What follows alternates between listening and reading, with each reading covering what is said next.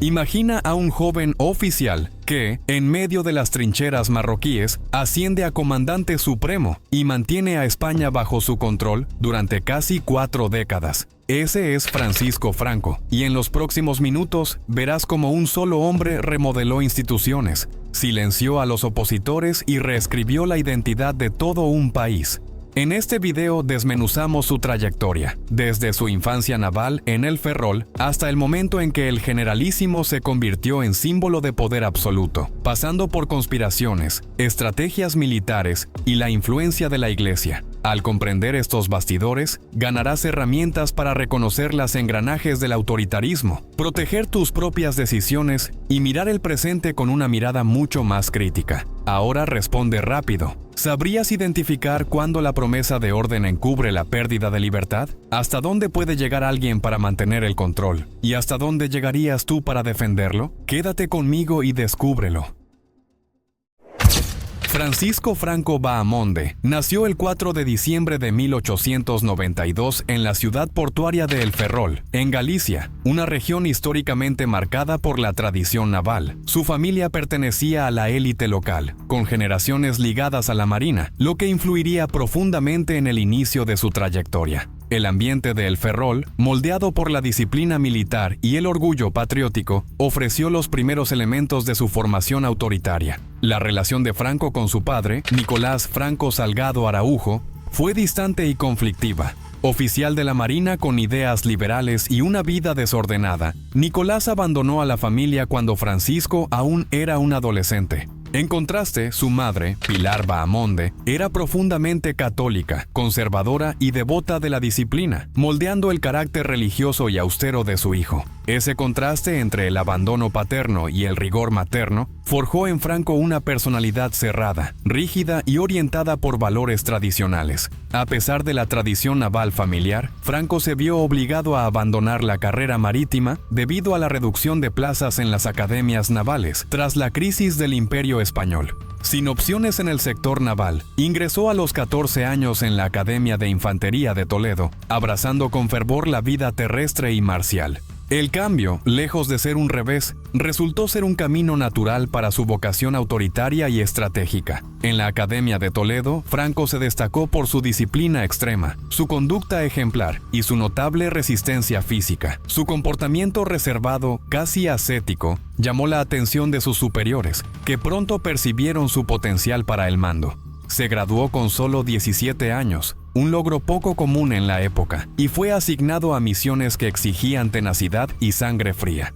El destino de Franco tomó un nuevo rumbo cuando fue destinado al protectorado español en el norte de Marruecos, en 1912, una zona de conflicto constante entre tribus locales y las fuerzas coloniales. La Guerra del Rif ponía a prueba la resistencia y la brutalidad de los jóvenes oficiales españoles, y Franco pronto se destacó. Involucrado en misiones de alto riesgo, demostró sangre fría bajo fuego y una capacidad de mando que sorprendió incluso a superiores veteranos. El ascenso de Franco en las filas militares fue meteórico. En 1916, con solo 23 años, fue ascendido a comandante, convirtiéndose en el oficial español más joven en alcanzar ese rango hasta entonces. Su reputación era la de un líder inflexible, intolerante con la indisciplina y con un control absoluto sobre sus tropas.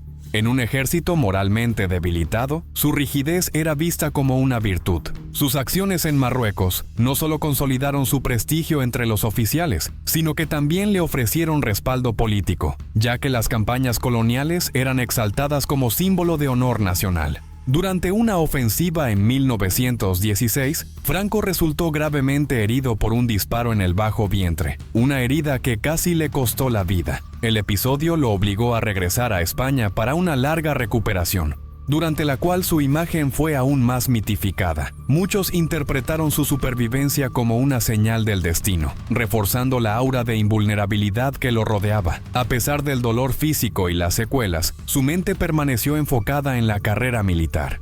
Tras su recuperación, Franco volvió a Marruecos con aún más prestigio, siendo nombrado subcomandante de la recién creada Legión Extranjera Española en 1920, junto al general Millán Astray. La legión, inspirada en la francesa, estaba compuesta por voluntarios endurecidos y funcionaba como una fuerza de choque en zonas críticas. Franco se destacó por imponer una disciplina implacable y fomentar un espíritu de cuerpo casi fanático. Bajo su mando, la Legión se transformó en una de las unidades más temidas del ejército español. La victoria española en la Guerra del Rif consolidó el nombre de Franco como héroe militar. Tras la decisiva batalla de Alhucemas en 1925, la primera operación de desembarco aéreo naval de la historia, Franco fue ascendido a general de brigada, con apenas 33 años, convirtiéndose en el más joven de Europa en alcanzar ese rango en ese momento. Su papel fue destacado por su frialdad estratégica y una coordinación impecable con las tropas españolas y marroquíes. El éxito en el Rif sirvió a la monarquía como un triunfo político, y Franco comenzó a ser tratado como símbolo de la renovación del ejército. El nombramiento de Franco, en 1928, como director de la Academia Militar de Zaragoza, significó más que un simple cargo. Fue la aprobación del régimen a su influencia ideológica. Allí, Franco estructuró un currículo centrado en la obediencia ciega, la disciplina extrema y una formación moral tradicionalista, moldeando a la nueva generación de oficiales. Veía al ejército como una institución sagrada, guardiana de la patria frente al caos político. Su prestigio crecía entre los jóvenes militares, creando una red de lealtad que perduraría hasta la guerra civil. La academia se convirtió en un bastión de valores nacionalistas, opuesto al republicanismo que ganaba fuerza en España. El prestigio de Franco llegó hasta el Palacio Real. Su audiencia con el rey Alfonso XIII, aún en la década de 1920, fortaleció su posición como figura de confianza de la monarquía en tiempos de crisis. El general, conocido por su contención verbal y su apariencia austera, agradaba por su previsibilidad y su fidelidad institucional. A diferencia de otros militares más extravagantes, Franco proyectaba autocontrol y pragmatismo, cualidades poco comunes en medio de la inestabilidad política del momento. La formación de una red sólida de lealtad entre los jóvenes oficiales de la academia fue un movimiento estratégico silencioso. Franco supo identificar talentos afines a su visión jerárquica y conservadora, cultivando relaciones basadas en el respeto y la reciprocidad.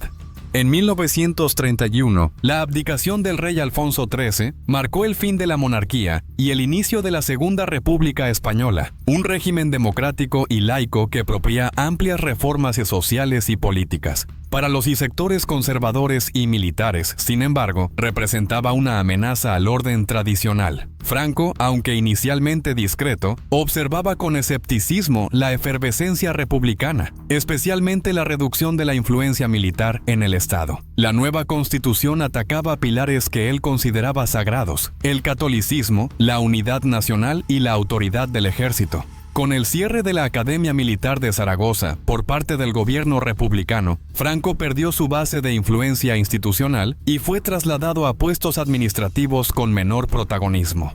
Aunque no participó directamente en conspiraciones durante esta etapa, su marginación lo acercó al creciente resentimiento militar hacia la República. Este distanciamiento no disminuyó su prestigio dentro del ejército, sino que reforzó su imagen de hombre confiable y reservado. A diferencia de otros oficiales más ruidosos, Franco cultivaba una imagen de técnico neutral, lo que lo protegía de represalias políticas directas. El giro llegó en 1933, cuando la derecha conservadora ganó las elecciones e inició el proceso de reversión de las reformas republicanas. Franco fue nombrado jefe del Estado Mayor Central y recuperó una posición de destaque en el ejército, ahora bajo un gobierno más alineado con sus valores. Durante este periodo, reorganizó los mandos, fortaleció la jerarquía y reconstruyó vínculos internos, preparando el terreno para futuras intervenciones. El nuevo gobierno lo veía como un técnico eficiente, sin militancia política, pero comprometido con los valores tradicionales. La represión a la Revolución de Asturias en 1934 fue el episodio que más reforzó su capital simbólico. El levantamiento obrero, liderado por socialistas y anarquistas, fue aplastado con brutalidad por las tropas bajo su mando, resultando en miles de muertos y detenidos. Franco demostró sangre fría y eficacia militar, ganándose el respeto de las élites y el temor de la izquierda. El episodio expuso el grado de polarización política y la fragilidad del régimen democrático. A partir de 1935, España entró en una espiral de radicalización política, con enfrentamientos cada vez más violentos entre la derecha conservadora y la izquierda progresista. La inestabilidad se agravaba con huelgas, atentados y constantes cambios de gobierno. Cuando el Frente Popular, una coalición de socialistas, comunistas y republicanos, ganó las elecciones de febrero de 1936, el clima de confrontación se volvió insostenible. Para militares como Franco, la victoria de la izquierda era vista como una amenaza directa a la unidad nacional. El país parecía al borde del colapso institucional y moral. A pesar de su fama y de una carrera ya consolidada, Franco fue destinado a un puesto remoto en las Islas Canarias, en un intento del gobierno republicano por alejarlo de los centros de decisión. Sin embargo, su red de contactos dentro de las Fuerzas Armadas seguía activa y mantenía comunicaciones secretas con otros generales descontentos.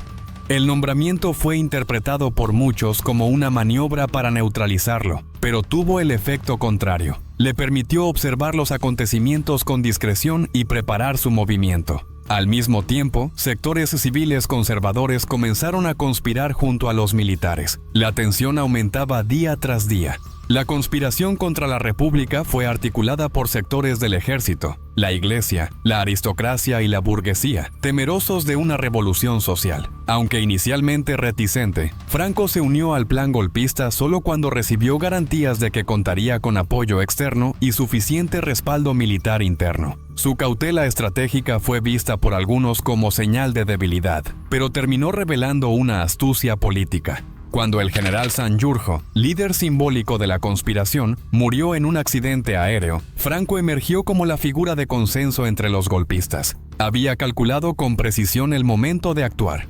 El 17 de julio de 1936, unidades del ejército español estacionadas en Marruecos iniciaron un levantamiento que, en pocas horas, se extendió a la península ibérica. El golpe, sin embargo, no logró una victoria inmediata. En su lugar, fragmentó al país en dos bloques antagónicos: los nacionalistas, bajo el liderazgo emergente del general Francisco Franco, y los republicanos, defensores del gobierno constitucional. Fracasado el intento de toma relámpago del poder, España se hundió en una guerra civil larga y sangrienta. Franco concentró sus primeras ofensivas en el sur y el centro, aprovechando la disciplina de las tropas coloniales africanas, y poco después, el refuerzo aéreo proporcionado por futuros aliados europeos.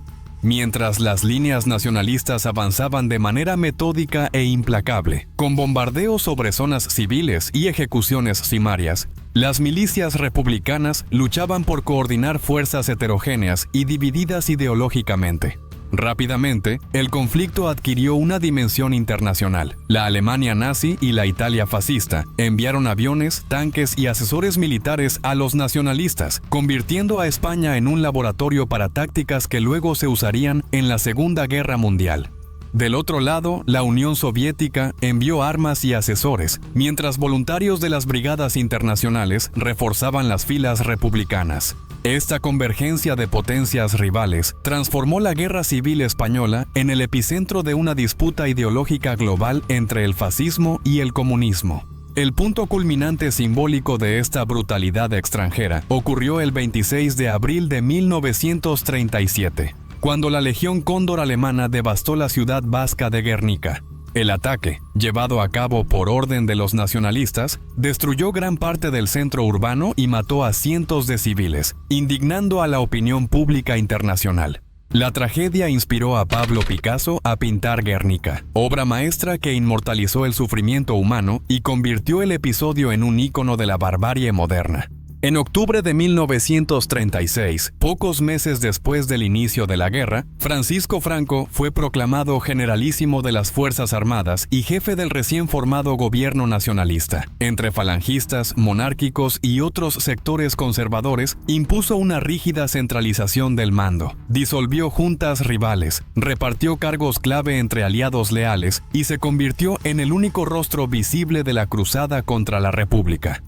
Cuando Madrid cayó, en abril de 1939, la victoria nacionalista abrió el camino para una dictadura personalista que trataba a los vencidos no como adversarios políticos, sino como enemigos permanentes de la nación. En los primeros años de la posguerra, más de 100.000 personas fueron fusiladas, miles terminaron en campos de concentración o en el exilio, y la limpieza nacional instauró el miedo como herramienta de gobierno. El sustento ideológico del nuevo régimen vino de una estrecha alianza con la Iglesia Católica. Los planes de estudio fueron reescritos para exaltar el catolicismo, la unidad de España y la figura del caudillo. Los hijos de republicanos empezaron a ser retirados de sus familias y entregados a instituciones religiosas o a hogares afines, en un esfuerzo deliberado de reeducación.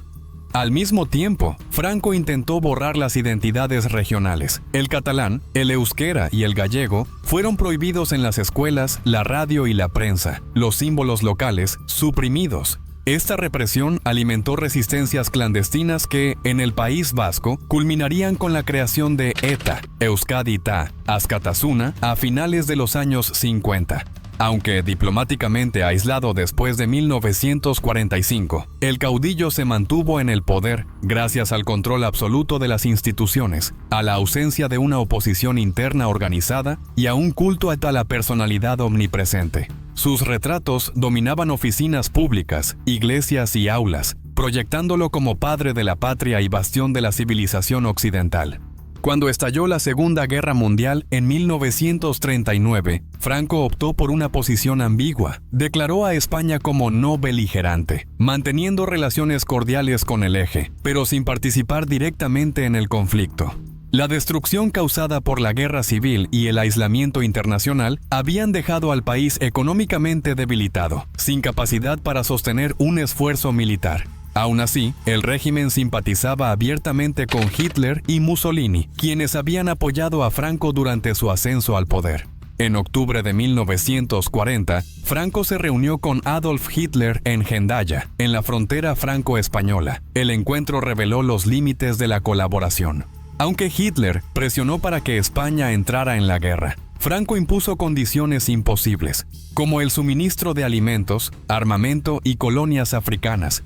Hitler quedó frustrado con la negativa velada y, según algunos testimonios, llegó a decir que prefería que le arrancaran los dientes antes que volver a negociar con el caudillo. Franco, por su parte, demostraba habilidad para equilibrar promesas y rechazos, manteniéndose a una distancia segura del conflicto global. A pesar de la postura oficial de no intervención, Franco permitió que voluntarios españoles formaran la División Azul, enviada a combatir junto a los nazis en el frente oriental contra la URSS. Se estima que más de 18.000 españoles integraron esta unidad, compuesta por veteranos anticomunistas e idealistas afines al régimen. La iniciativa servía como un gesto simbólico de lealtad al Eje, sin comprometer oficialmente al país. La actuación de la División Azul fue intensa, pero terminó en 1943, cuando el rumbo de la guerra comenzó a cambiar.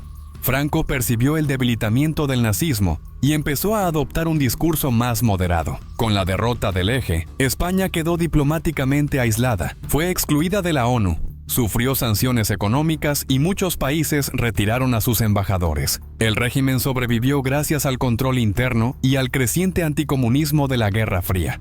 A partir de 1953, Franco firmó acuerdos con Estados Unidos, permitiendo bases militares en territorio español a cambio de ayuda económica y reconocimiento internacional. En 1955, España fue finalmente admitida en la ONU, poniendo fin a la etapa de ostracismo. Franco pasaba a ser, a ojos de Occidente, de aliado incómodo del fascismo a bastión contra el comunismo.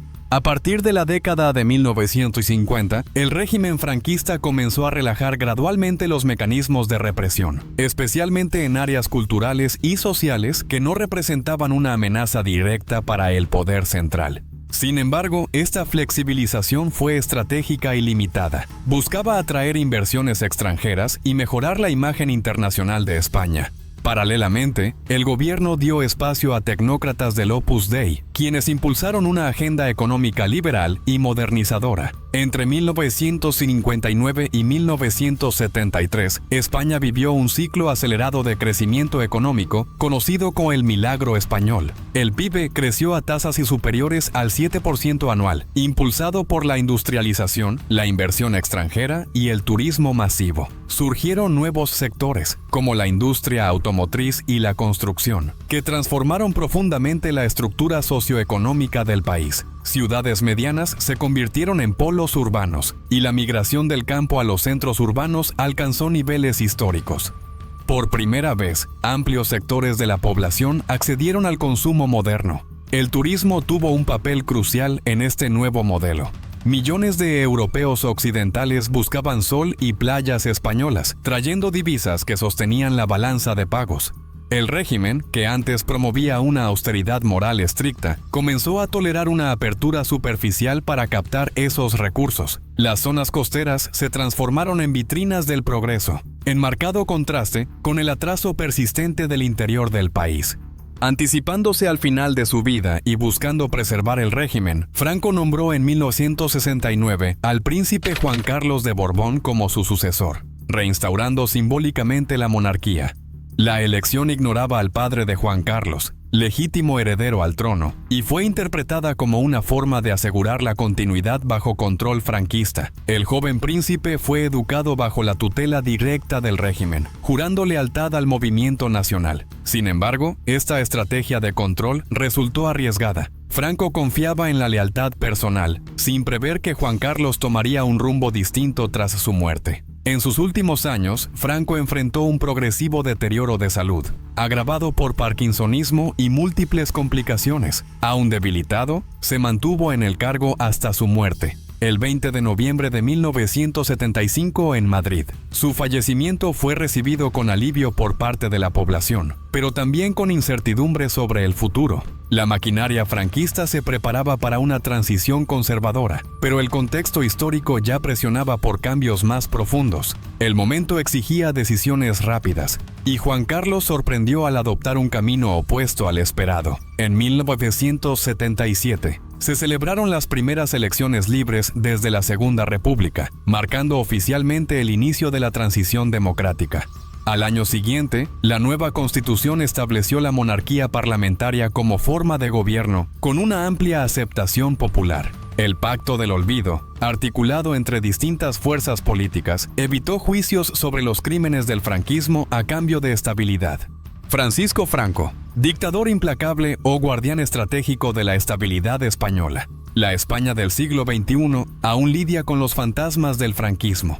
En las calles, en la política y hasta en las familias. Pero la verdadera provocación quizá esté en la pregunta que nadie se atreve a responder con claridad. ¿Habría madurado la democracia española como lo hizo si no hubiera pasado por las manos de un régimen autoritario? Esa tensión entre represión y progreso sigue resonando en las decisiones del presente. ¿Y tú? ¿Crees que el franquismo fue un mal necesario para la modernización de España o un atraso histórico que aún cuesta superar? Déjanos tu opinión en los comentarios. Este es el tipo de debate que construye conciencia crítica y nos ayuda a mirar el pasado con más profundidad. Aprovecha y suscríbete al canal, activa la campanita y por supuesto, deja tu like si este contenido te hizo pensar de una manera distinta. Vamos a seguir desentrañando figuras y eventos que cambiaron el rumbo de la historia. Y si no estás aquí, te vas a perder la oportunidad de ver el mundo con otros ojos.